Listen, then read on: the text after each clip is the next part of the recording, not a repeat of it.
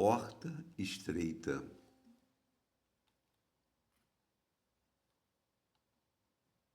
Porfiai por entrar pela porta estreita, porque eu vos digo que muitos procurarão entrar e não poderão.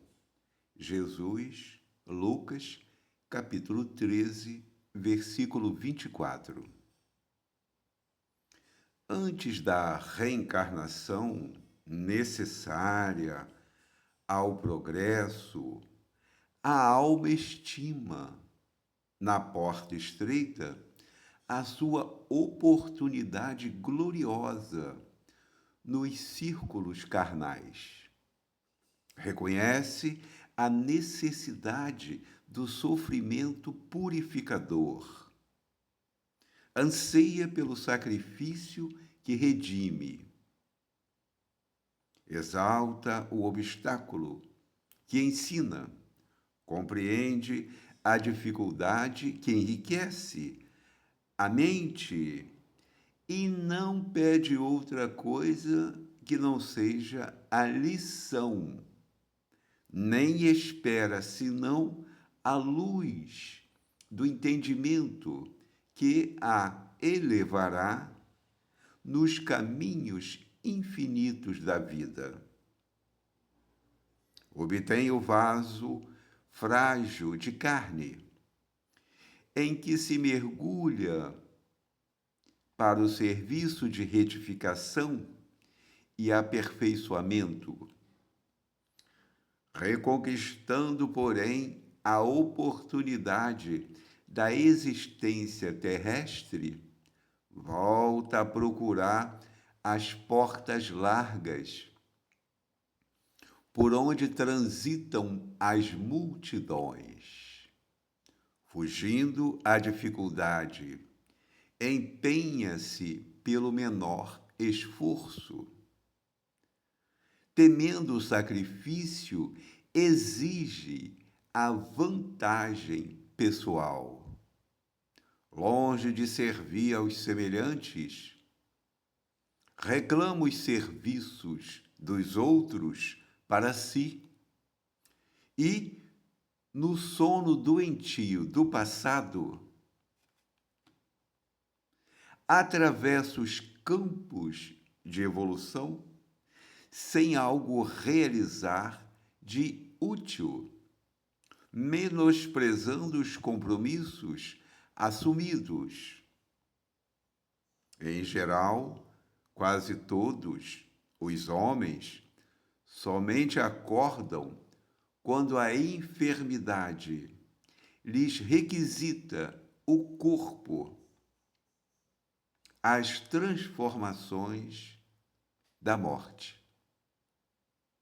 Ah, se fosse possível voltar, pensam todos.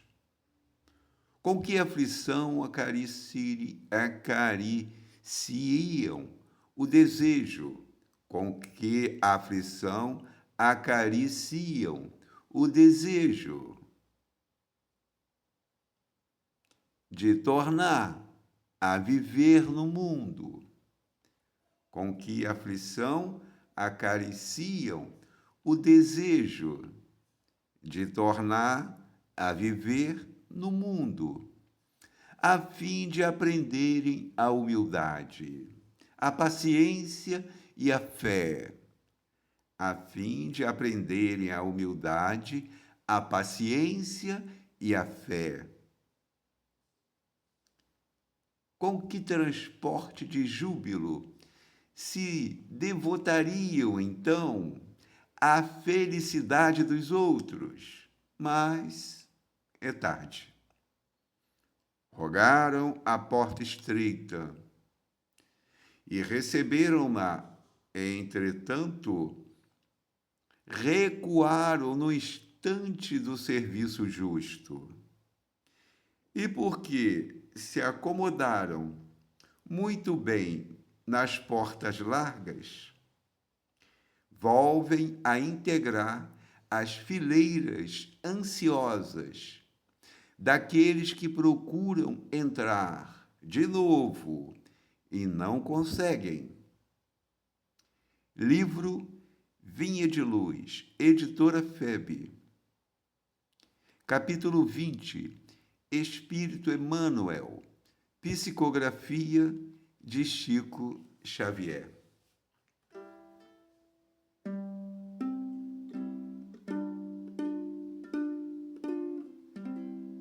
Quando nós estamos fora do corpo de carne, como o Emmanuel disse, nós concordamos em passar pelos sofrimentos que irão consertar aqueles abusos cometidos anteriormente e nos comprometemos a tais sacrifícios, a tais lutas, para que haja remissão dos erros.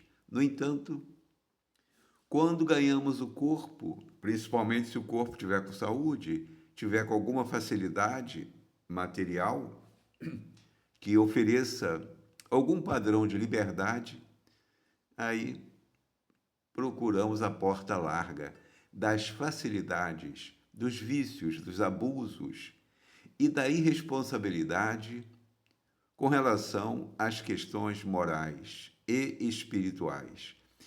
E ficamos escravos por longo tempo das sensações, das emoções e dos instintos que o materialismo proporciona. Nós outros hoje, com a doutrina espírita, podemos raciocinar tudo isto, exatamente porque os próprios espíritos voltam, como é o caso do Espírito Emmanuel, e escrevem, por meio da mediunidade, os caminhos de renovação e esclarecem o porquê das aflições, o porquê da dor, do sofrimento, do destino. Ora, poderemos fazer diferente. O problema é o tempo.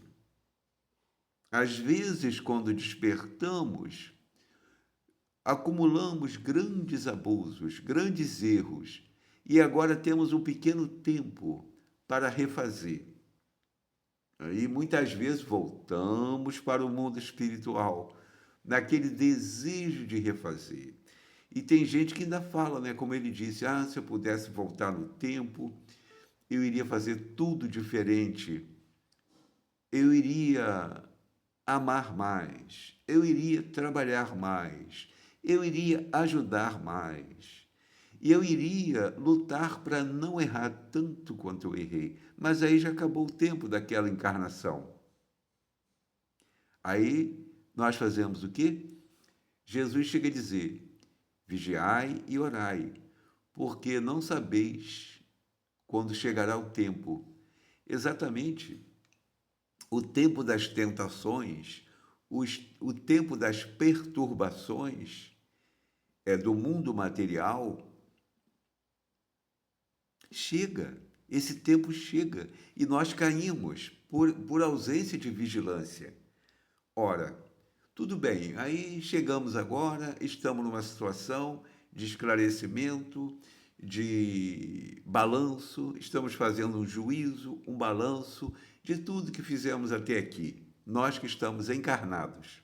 Ora, ainda poderemos fazer diferente, só que teremos que ganhar tempo, fazer, por exemplo, 5 anos em 1, 10 anos em 1, 10 horas em 1. Temos que nos esforçar ao máximo no sentido do bem, do amor, da caridade, do perdão, para vencermos a questão do tempo. Porque, de fato, nós temos um tempo para ficarmos aqui no corpo. O tempo dessa experiência atual. Mas só começamos a pensar sobre isso quando o tempo está acabando, ou quando surge uma enfermidade desafiadora, onde nós ficamos imobilizados para continuarmos os abusos que empreendíamos. Aí começamos a pensar, ué, por que não pensar enquanto temos saúde, enquanto temos possibilidades de movimentação? Não é para viver uma vida mística, uma vida espiritual e abandonar os compromissos e as obrigações do mundo material. Não, não é isso. É cumprir todas as obrigações do mundo material, mas perdoando mais, amando mais, agindo, pensando, falando e agindo com mais humildade, com mais perdão, com mais paciência, com mais tolerância. Aí a porta é estreita. Essa porta é muito estreita. Essa porta do sacrifício, porque nós vamos priorizar o interesse geral. Nós vamos renunciar ao nosso interesse pessoal para ajudar o próximo e para criarmos também a ambiência de harmonia no local de trabalho, no local onde habitamos e convivemos com as pessoas. É claro que passaremos por bobos, por tolos. Mas qual o problema? Nós estamos investindo no futuro, na bolsa de valores do mundo espiritual, na bolsa de valores que o mundo material não dá valor, porque não vê e não conhece. Mas nós já conhecemos pela revelação dos próprios espíritos, cujos corpos morreram e eles voltaram e escreveram centenas de livros. A literatura espírita é riquíssima. Nós temos muita oportunidade para aproveitarmos o tempo, mas não é só para os espíritas, é para quem quiser, para quem puder, né? Nesse novo dia, nesse novo tempo, esse novo tempo que pode começar agora, de renovação, de mudança para o amor.